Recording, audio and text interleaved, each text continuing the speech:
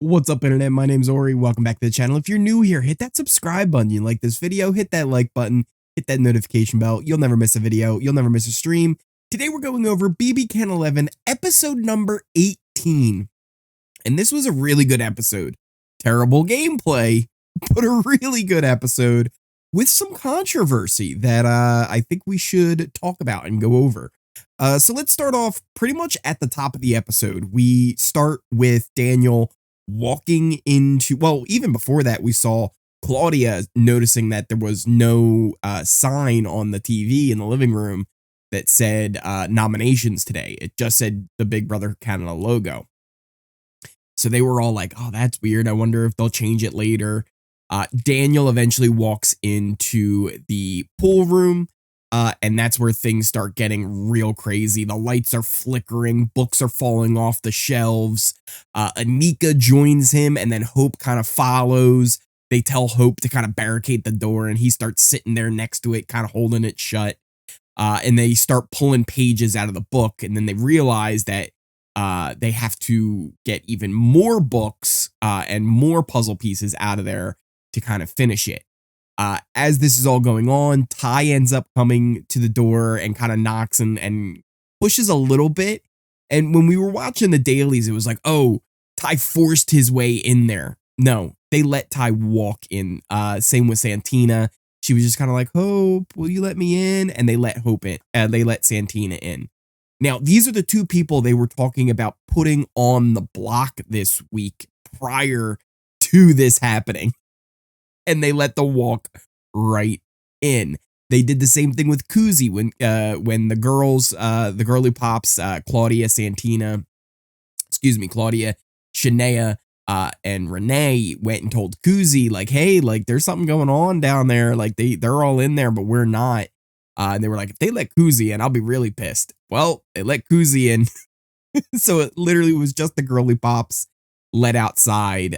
People were kind of holding pages from others because, like, Ty would rip out a page and stuff it in his pockets. Daniel would too. And Santina had some that she was hoarding. So they all kind of agree inside the room.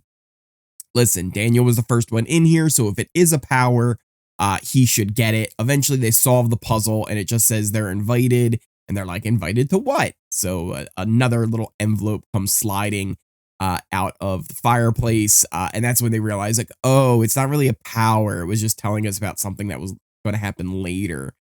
There was even like funny moments too when they're holding the door shut where Kuzi's like, you know, peeking her head out, like, what's going on out there? The girls tried to push against the door against Hope, but they weren't letting them in until eventually they found out, oh yeah, it's not an actual power, and then they went and got them. The thing is, one, production should have stepped in. Production 100% should have said, stop that. Also, at the same time, if I were those girls, I would have been kicking that door down, because if he's allowed to hold it, I'm allowed to beat on the door. Eventually, they'll tell somebody to stop. And they force the door open. On the feeds, Renee even joked about putting cooking oil under the door. She should have done it. I would have done anything I had to get into that room, because I understand that they thought it was a power, right? They thought it was some kind of secret ability. But if that's the case, they let Ty and Santina walk right in, and then you're locking the girls out. At that point, once Ty and Santina are in, the people you were trying to target this week, might as well let the girls in, because then there's less of a chance that Ty and Santina will get the power. It just didn't make any sense from the Crown to kind of keep holding that door shut at that point, because all you were doing is making enemies of the girls, which you already feared was going to be a thing by not putting Ty and Santina on the block. You wanted to make sure that was something that happened. It was just absolutely a wild scenario that we got to see take place here. And I really want to know what you guys think of Hope holding the door. Are you okay with it? Are you not? Should production have stepped in? Should they have allowed it to continue? I really think production should have stepped in and told them to stop it. If they wanted to lock that door, production has a magnetic lock on that door. they could have sealed it shut, but they didn't. They wanted that door to be able to be open and for people to be able to come and go from that room, but they weren't allowing people into that room. And to me, that just feels kind of dirty.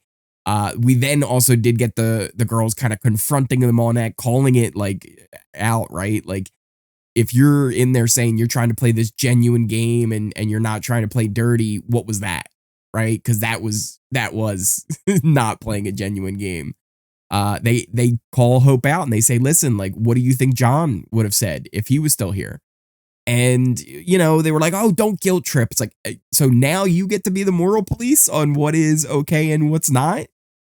It was just really interesting to see this all play out. And honestly, I'm really interested to hear a lot of your thoughts because I think this was pretty much the second time that Hope has broken a rule and been able to pretty much get away with it scot-free.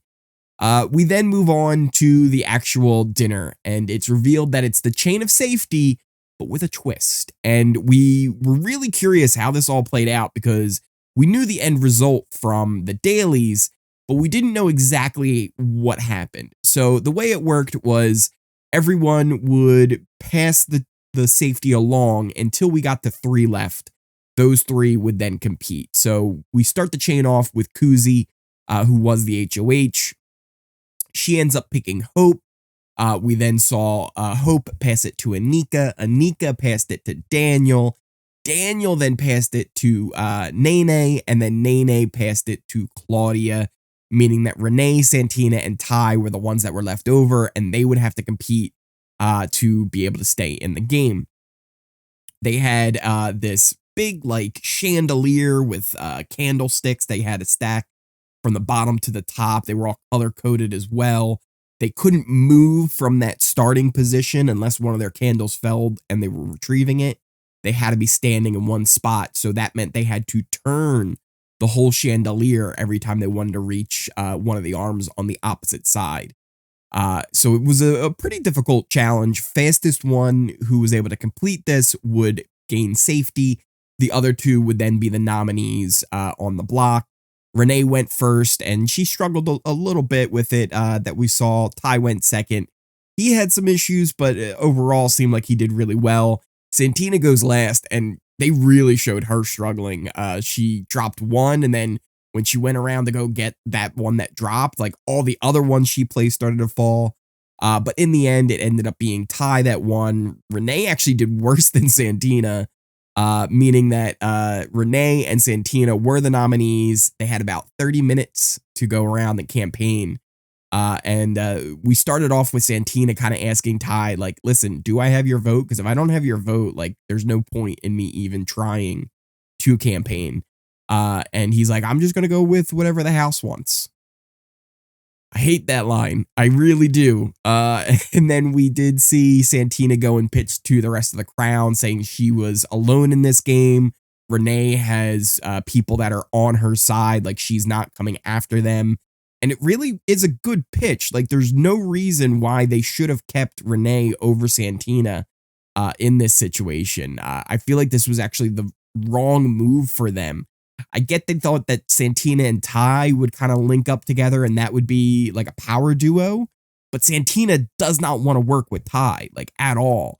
And she was not going to be coming after Kuzi. Like, she wanted to work with them, but they completely just discredited her and didn't believe that's what she wanted. So they ended up not being on her side. Santina tries to pitch to the girls, Claudia and Nene, but that was kind of pointless because they were always going to vote for Renee to stay. And that ended up being a vote for Santina to leave unanimously. Just a weird, really, really wild scenario for her to leave. She was emotional pretty much from the moment she realized what was going on, and she kind of knew there was almost no hope, but she did try her best to try and make that campaign. I'm just really surprised that they sent her out over Renee. Yeah, Renee isn't good at competitions, but keeping a trio like the Girly Pops in together when you had Santina, somebody who didn't have anyone in the house, and you could have brought her into your fold for at least the numbers once you're moving forward. I really didn't understand that decision. But yeah, it's definitely was a really good episode.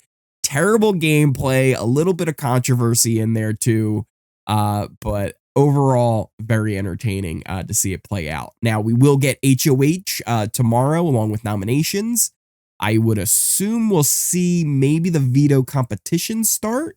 They might even just save that for Thursday. Thursday's episode might have the veto competition, the veto ceremony, and eviction on it. But we will see an eviction on Thursday. We already know who the HOH is and who the nominees, veto winner, all that is. But I'll leave that out of this video for now. We'll just kind of stick to the episode. But what did you guys think of the episode? Did you enjoy it? I did enjoy it, even though there were some things I had issues with. Let me know in the comments down below what you think as well. Also, if you are new here, hit that subscribe button. You like this video, hit that like button, hit that notification bell. You'll never miss a video. You'll never miss a stream. If you are new here, check out the links to all my socials in the description down below, as well as the pinned comment. You can check out things like my Twitch, my Twitter, my Discord, the new Kick stream. Go check out the Kick stream. We'll be live watching the new episode of Survivor tomorrow night as well. Or tonight, whenever this video goes live. Who knows with YouTube when they're done processing the video. But yeah, make sure you follow that so you can get notifications when I go live. Thank you guys again so much for watching. I appreciate all the support you guys give me here and all of my platforms. And I will see you next time.